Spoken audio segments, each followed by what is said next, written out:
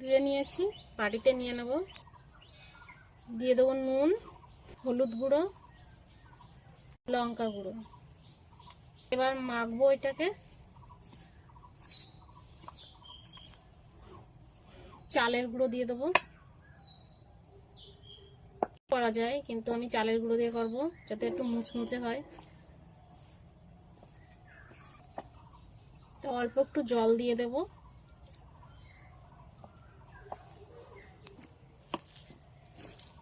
এই যে আমি এরকম করে মেখে নিয়েছি, এবার বড়া বানাবো।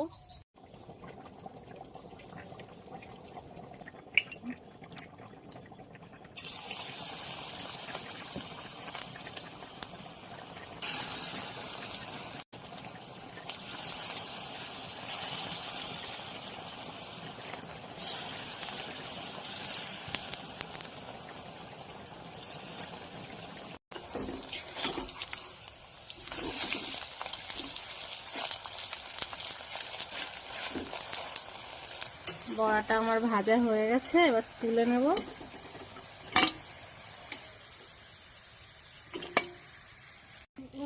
এই এই দেখ, বড়া বানিয়েছি।